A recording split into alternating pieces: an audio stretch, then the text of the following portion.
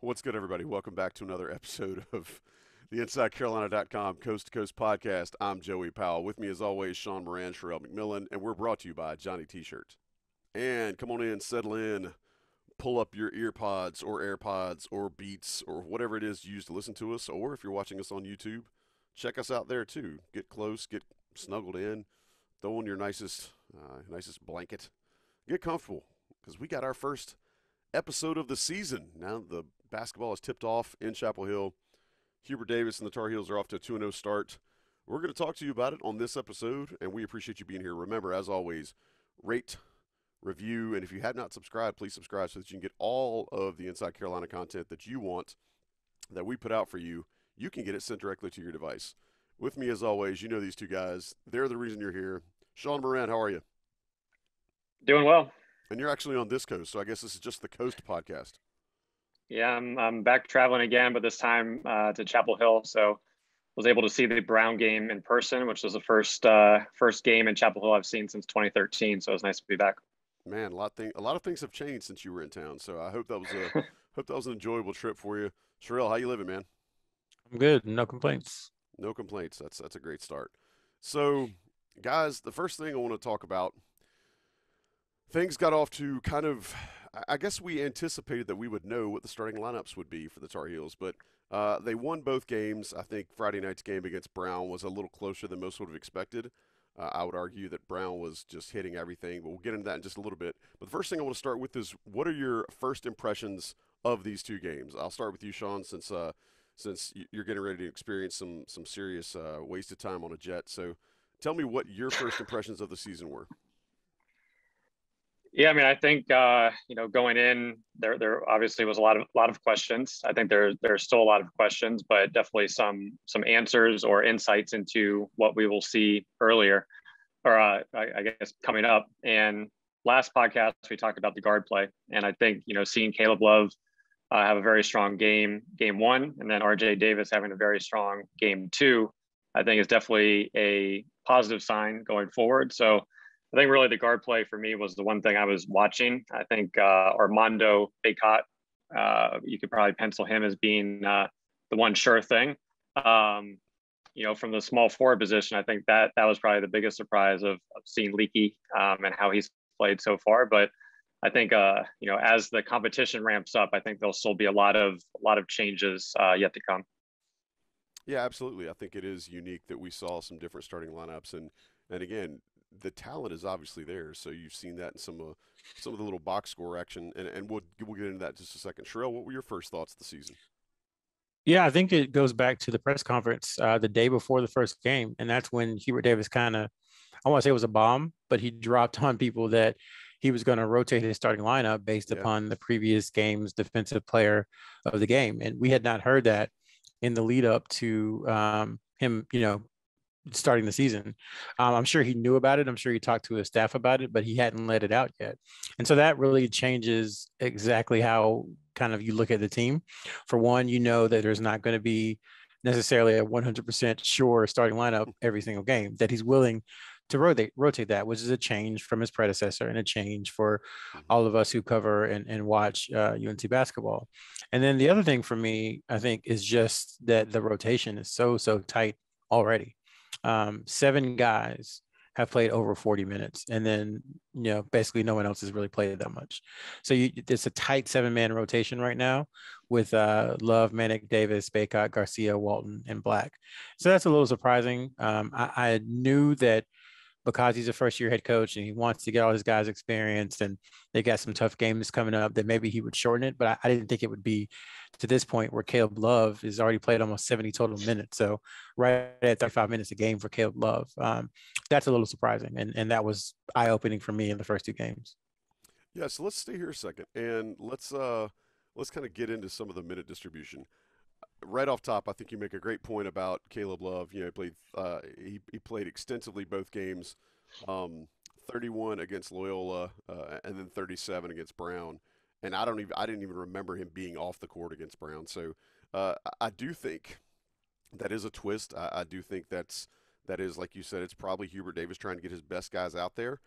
But I would say until probably a month ago, the thought of Caleb Love and R.J. Davis playing together and then playing together a lot would be something that we weren't really expecting. Do you think that's something he sticks with, Sherrell? I mean, it's just a small sample size, but it's been such a heavy lean in this small sample size towards those two guys getting most of the burn.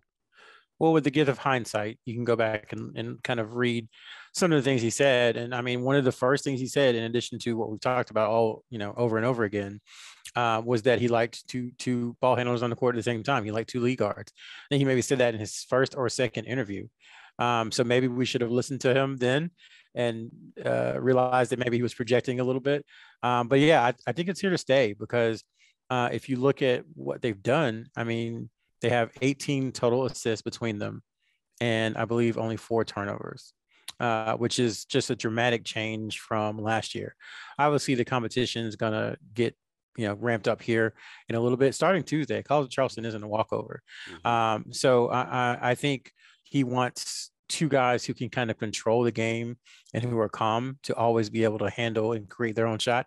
Because at times that was an issue for UNC last year when they had their starting 5 last year. I think Love, Walton, Leakey, Brooks, and usually Baycott.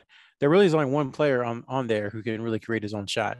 So I think having 2 in the backcourt who can do that enables his offense to really get going. Now, there are trade-offs that I think he's making, but I'm sure we'll talk about that later on.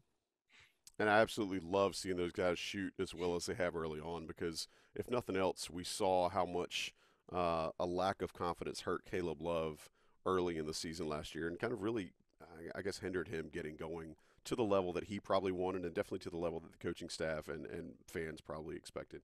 Sean, how do you feel like this backcourt play is going to go? Specifically, I want to talk about how it's changed with Kerwin Walton and Anthony Harris. Harris obviously wasn't as getting as many moments as Walton or getting as many minutes as Walton was. But how do you think that's going to play with those 2 guys? Because I feel like Harris could be a serviceable backup point guard, but I don't think that's Hubert's goal. How do you see this playing out, or what are your visions for how this might materialize with regard to who's behind Caleb and RJ?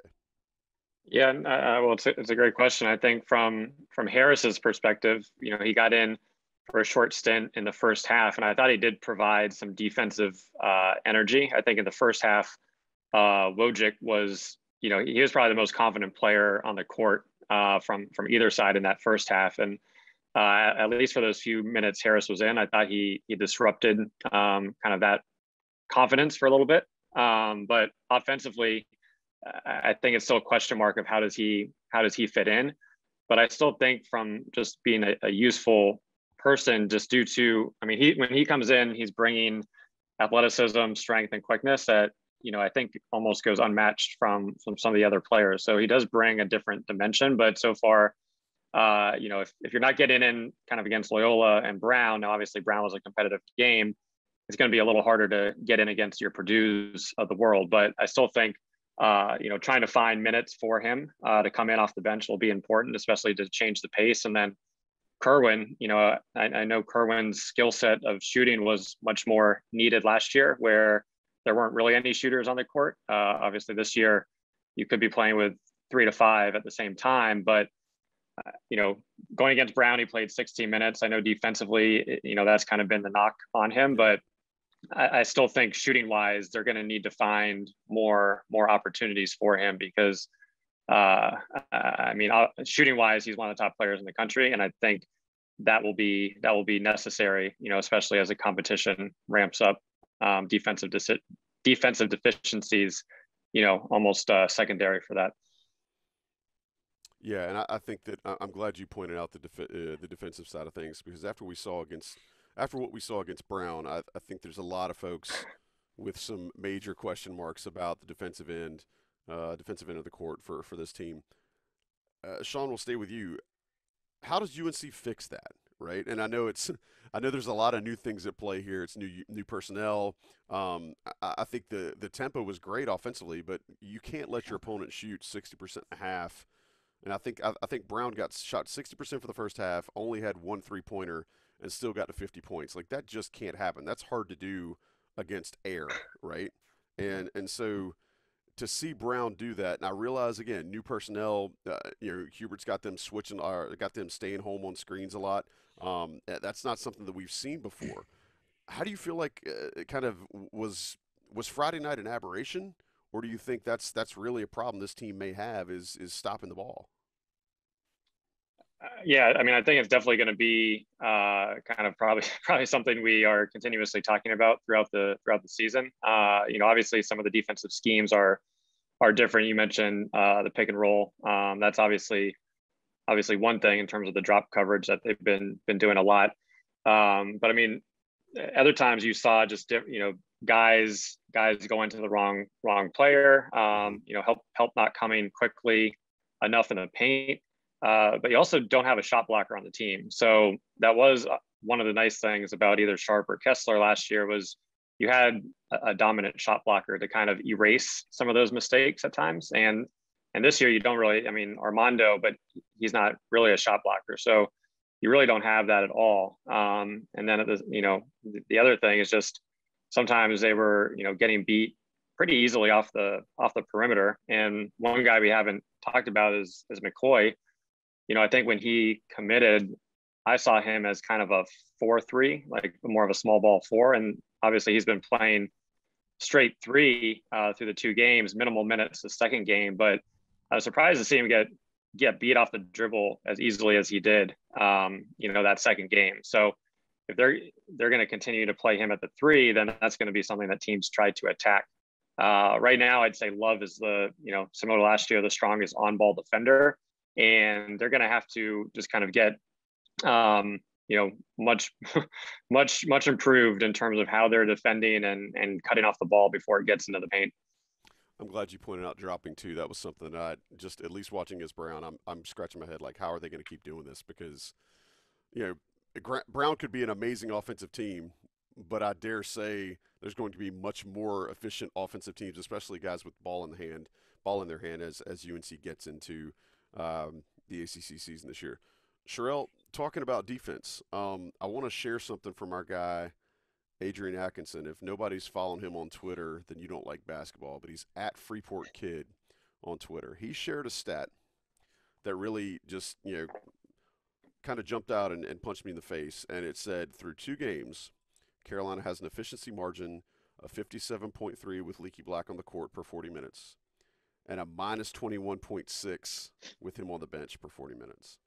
They've been 28 points per 100 better offensively and 51 points per 100 better defensively with Leaky Black in the lineup. So you talked earlier about the bomb that Hubert dropped about rotating the starting lineups, trying to give some credence to the defensive player of the game and give them a starting spot. Leaky Black starting, I don't think, was something any of us saw, and yet – here he was against Brown, and I'm pretty sure he got the start against Loyola as well. First off, where did this come from? And second, is Leaky again, like I feel like what I see is not really matching those numbers. And again, a small sample set here, but is Leaky the answer for this team defensively, or is he at least a key for this team defensively? So there's a great thread on the premium message board that just like it says a tweet by Adrian Atkinson.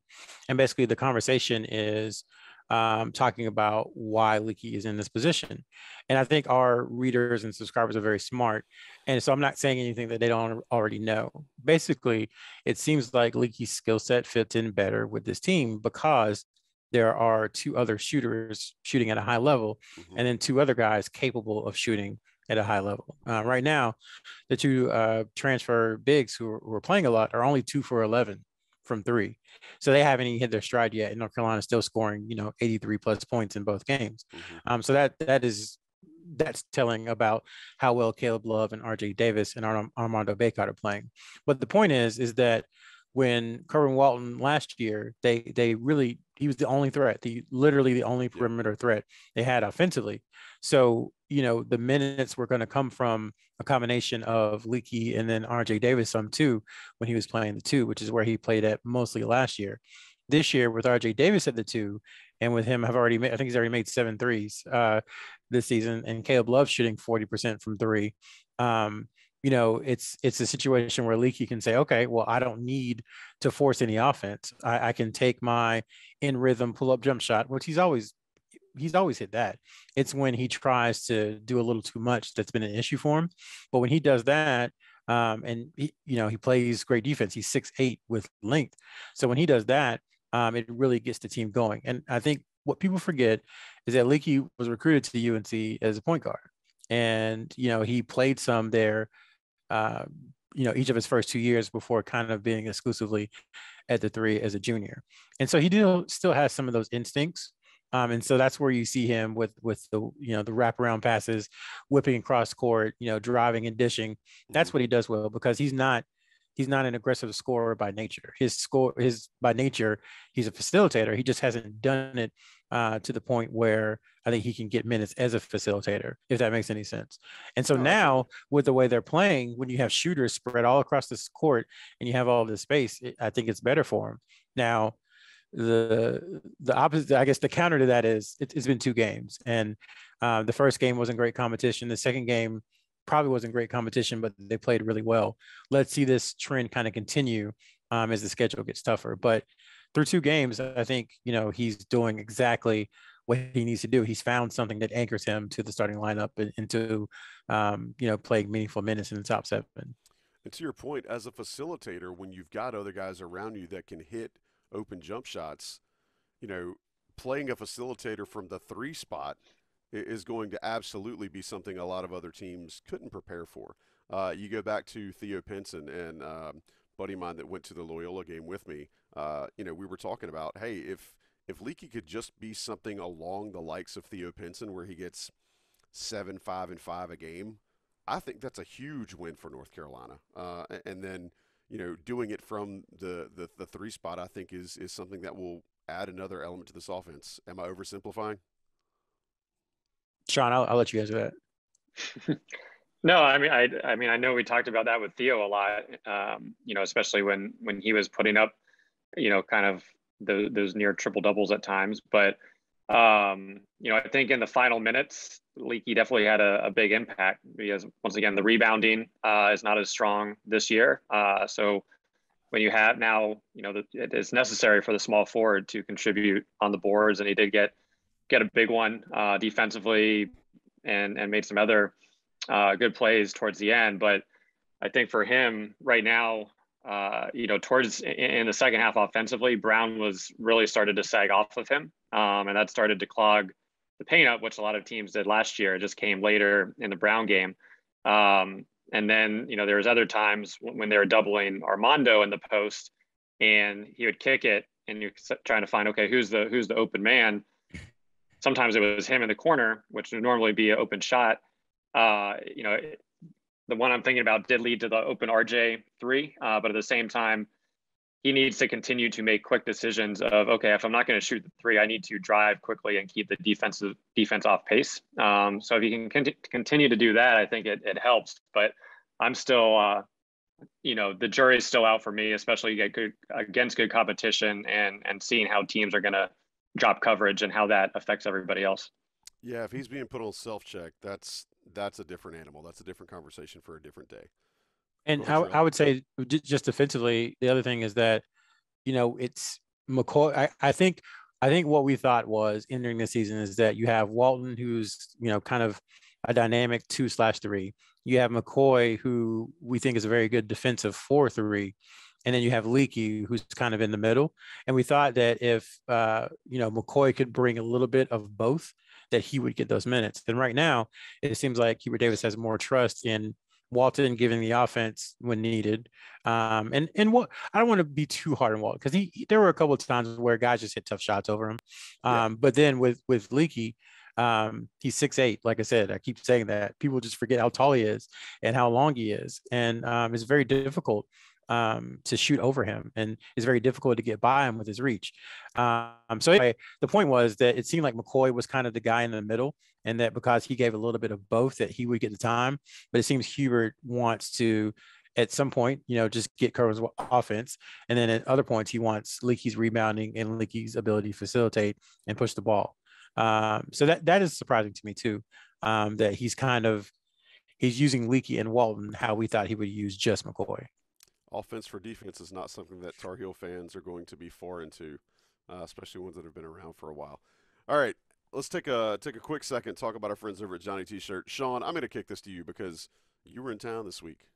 You made a stop on East Franklin Street. Where did you go, Sean? What did you buy, Sean? Tell us about it. Well, I was quick to let you know I did go to Johnny T-Shirt on Franklin Street. I did buy a Carolina basketball T-shirt, so looking forward to sporting that. There's a lot of other stuff I did want to get that you know, my wife wanted to keep it to one item, so I did get a T-shirt. But you know, a side note, I did enjoy seeing the Christine Lilly, my cousin-in-law, her jersey hanging in the Johnny Nice. T-shirt. So that was cool. But after hearing all the ads, it was nice to be in Johnny T-shirt and help support them. Well, you know, you were only allowed one item this time, but they have this thing called the internet now. And you can go to johnnytshirt.com, like I tell folks every week on the show.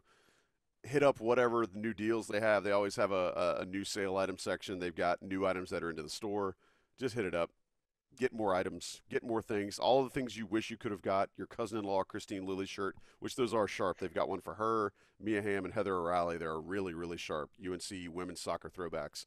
Johnny T-Shirt's got them. Hit them up, johnnytshirt.com. They support Inside Carolina. We want you to support them. Take a quick break. Let the national guys drop some ads in here. We'll be right back to talk a little bit about more about last week's UNC wins, 83-67 over Loyola, 94-87 over Brown. And we'll talk a little bit about some minute distribution and what's coming up next week. Stick around for the Coast to Coast podcast. What is up? Thanks for sticking around. We appreciate you listening to, downloading, or however it is you're getting us. We're thankful you're here. Coast to Coast podcast from InsideCarolina.com. I'm Joey Powell. With me, Sherrell McMillan, Sean Moran. Guys, we've talked a little bit about, kind of the backcourt play, the new rotations that we did not expect to see. We expect to see new rotations. We did not expect to see the starting lineups, I think, that we saw. And I think we've been a little perplexed at some of the minute distribution. Let's stay there on minutes. Usually, Tar Heel fans would be very accustomed to seeing Roy Williams playing 10 and 11 guys this early in the season, mainly because he's trying to get his young guys to kind of get some of the newness off. He's trying to see who works with what combination, who fits where. We didn't really see that, and Sherrell mentioned earlier, it was really pared down early, which was a bit of a shocker, and again, a stretch from the previous coaching staff's typical routine. Not that we're not going to see Hubert do things differently, but I didn't expect to see that. I don't think you guys did either. Does it perplex you that we didn't see many minutes for Dontrez Styles, Justin McCoy, and we already talked about Anthony Harris, so I'll kind of skip that a little bit. But do you think that that's something that's going forward? Do you think that the new coach was just kind of playing what felt right at the time? Sherrell, I'll come to you first. I thought it would be 8. So I thought McCoy would be the 8th. And I thought that would be kind of the initial rotation. So his lack of inclusion in the lineups has been the biggest surprise to me thus far. Mm-hmm. And I'm sure there's going to come a time when they'll play a team who maybe has that kind of new age small ball 4, who might be a tough cover for the other bigs, where McCoy gets more minutes. I think it was Greg Barnes who brought it up in a podcast. He was like, well, what if Hubert Davis is much like, someone like Bill Belichick, not saying he's as good of a coach, but saying he game plans week to week. So what if it's a situation where we'll talk about Charleston. They play a much quicker tempo than the other two teams that UNC has played thus far. Mm-hmm. What if he says, well, I want X player because X player is good in high tempo games, and he changes his lineup. And then they play a team with two kind of, burly 7-footers. And he says, you know what, I need Garcia and I need Baycott to play a bunch of minutes in this game. So I'm curious to see if that's what happens. And I think we've already seen a little bit of that, of him kind of specialization, I think is what we can call it moving forward. I think we've seen a little bit of that already with how he's rotated Black and Walton. And I don't think it would be a shock if he did that further down the roster with guys like Styles and McCoy and even Harris. Yeah, and just going back to the specific minutes that we're referencing for McCoy, it was 10 in the Loyola game, 6 against Brown. We talked about Anthony Harris not scratching. We had roughly 3 minutes each game for Styles in each game, I think. So, again, not what we are used to seeing, not saying that's bad or good. Sean, are there any peculiarities among the minute distribution that jump out at you that you think will probably change, or do you kind of feel like Sherrell does? And I think it's a great point about deploying guys based on who he's going up against, or he being Hubert Davis.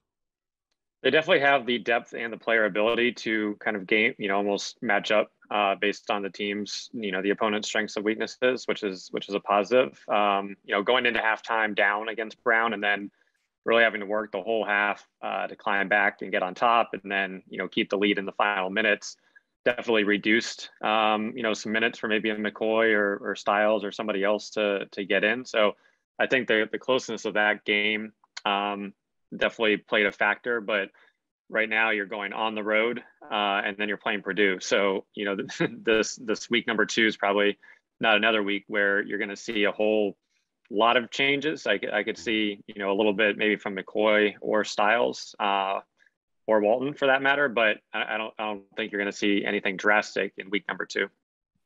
All right. So speaking of week number 2, this week being Tuesday night, 8:30 at College of Charleston, true road game. Sherrell talked about it a little bit. Sean, you mentioned it too, that CFC likes to play a little up tempo. Well, Tar Heels get that on Tuesday. And not to be outdone, on Saturday at Mohegan Sun, they're playing against Purdue at 4 p.m. And Purdue has dropped 96 and 92 in their first 2 games. We talked about the defense glaring deficiencies against Brown. Is this going to be an old school kind of run and shoot, first one to 90 wins type game in both of these games that's coming this week, Sean? I mean, I think from starting with Charleston first, right now they're 2-3 games in, they're number 2 in tempo. New coach and Pat Kelsey from Winthrop, so they're obviously adapting to his style of play. So that one's going to be an up and down game. I think they beat Loyola Maryland by 7 or 8 at home. And they have some talented guys, but at least preseason projections have them kind of in that 4 to 6 range in the CAA. So granted, we probably would have said the same thing about Brown going into that game, but I think that one will be a fast-paced game. And you mentioned Purdue; they've been scoring a lot as well in the 90s. I think that one, I could see that one potentially, with the talent on both sides, that it slows down in the second half a little bit, just because I think at that point it should be a competitive game, and you should be, almost kind of going blow for blow with the talent that both teams have. So, I think it will be fast paced coming up, but it'll provide 2 very different challenges. One being on the road, a true road game for the first time, and then the second one playing, what could be, really a championship contender, with the bigs and Jay Ivey that Purdue has. How much did it pain you to say championship contender about a Big Ten team this early in the year? It pained me. I can, I'll throw I don't mind it as much for Purdue, but when it comes to the other teams, then it really gives me some heartache. Yeah, it's Iowa and Wisconsin and Indiana, et cetera, that really make you pain. Correct. Sherrell, I'm throwing you a curveball. You didn't know I was going to ask this question, but what can UNC do to beat Purdue on Saturday, and don't just say score more points? I think Caleb Love and probably Leaky Black have to have among their best defensive games of their careers, because Jaden Ivey is, I don't want to use the lingo, but he is a problem, as they say, Joey. He is a problem. And that's a great opportunity for Caleb, because there's going to be NBA scouts watching that game, a lot of them, because Ivy is an NBA guy and Caleb has been on the radar for some time. So that's an opportunity for him, not just offensively, but to show that he can kind of cut the head off of the snake, so to speak, of Purdue. Because, Travion Williams gets the headlines, but I think Ivy is the more important player, honestly, for Purdue. So that's, to me, that's the biggest thing, is if you can limit Ivy, I think you limit everything they can do. That's how their entire offense runs. So that, to me, is the key, is Leaky and Caleb. If they can limit him to, below 50% shooting, keep him from getting into the lane, then I think they have, there's a chance they could win the game. I'm not saying they're going to, but there's a chance. That's where it starts for me, especially considering how Brown attacked, everyone. It wasn't just Caleb, it wasn't just Leaky, it wasn't just Kerwin. Everyone at some point got beat off the dribble for a layup into the lane. So you hope Tuesday night gets them back into a good defensive lather, and then they have a great performance on Saturday. Well, and I also would point out the matchup inside between the bigs, between Baycott and Zach Edey.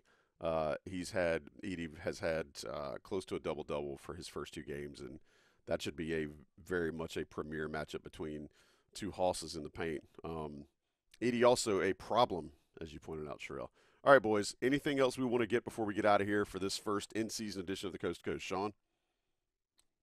I'll bring up Dawson Garcia just because we haven't really talked about him. I think, it was pretty quiet through the majority of the game against Brown. He did come to life in the second half when they started going to him in the post, scored several times in a row. But, as Sherrell mentioned, both the new bigs haven't kind of shown their shooting prowess. And I think one thing for Garcia, it looked like both of his 2 threes were a little rushed against Brown. And I think trying to almost run some plays for him could be helpful. At Marquette, he didn't really he wasn't known for setting strong, hard screens. He was usually trying to roll, as soon as the ball handler went by him. But I think the better screens he can set, the more open he'll be. And in terms of where he likes it, it's usually on that left wing, which I don't think he's really gotten any from there. So I think to try to get Dawson involved early instead of having him force some shots will be important, coming up this week.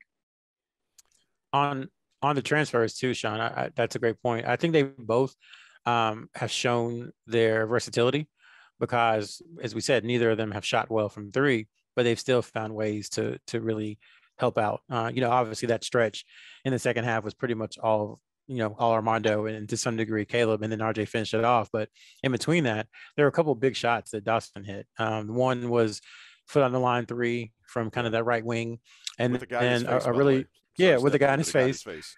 Yeah, and then the spin move where he missed a layup, but immediately went back and got his own rebound. So I just think those kinds of things are important. Manic, same thing.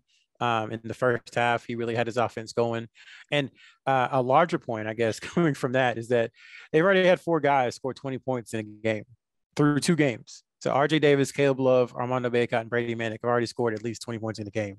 That tells you the kind of offensive firepower they have. And again, the two transfer bigs aren't shooting well from three. No. So I think this team's offensive ceiling might be higher than we thought. I don't want to take too much from 2 games against solid competition, but we see that scoring isn't going to be an issue for them, I don't think. And that's the first time we can really say that since, the Kobe White year. Because the last 2 seasons, there have been moments, but it's mostly been kind of a slog, trying to get points, which is very odd for a North Carolina offense. So that's something I've noticed really is just if they can play defense, I think this team does have a chance to win a lot of games. Yeah, and you guys are the analysts here. I'm not trying to steal any thunder, but I absolutely found myself watching these 2 games and saying, if this team can be greater than the sum of its parts, and it's got some really good parts, that I think will dictate how far they go in March and into April. Because, again, you guys have just really laid it out well in the last few months as these guys have committed as we started kind of teasing into the season. But there are some parts here, and Sherrell, your point is a great one in that 4 different guys dropping 20 says a lot in 2 games. UNC has not had anything close to that in quite some time. So it'll be interesting to see. Sherrell, you got any parting shots before we get out of here? I think that was it. That was my parting shot. Four guys, 20 points in 2 games. All right. Hearing no others, I move that we hereby wrap this episode of the Coast to Coast podcast. I always appreciate you guys being here. I think it's I don't know, I've kind of gotten this into where this is like a recap on my week is talking to y'all, and it just happens to be awesome that we can turn it into a podcast, and hopefully the subscribers of Inside Carolina are still enjoying it and appreciating getting a chance to hear it. You may be curious as to why we didn't talk about recruiting this week. Well, we did our signing day preview last week. Signing day came and went pretty much exactly as we told you it would. No surprises, and there's been no movement since then as far as new offers to the 23 class. So, as always, if any of that happens, we'll be sure to let you guys know. But you didn't hear any recruiting talk this week because there wasn't anything really to talk about. But we'll be back next week, as always, to talk with you about how the Tar Heels fared against College of Charleston on the road and how they fared against Purdue up in Uncasville, Connecticut. So appreciate you guys being here. Remember, rate and review us, 5 stars only. If you like what we're doing, give us that 5-star. If you don't like what we're doing, let us know. We want to be better.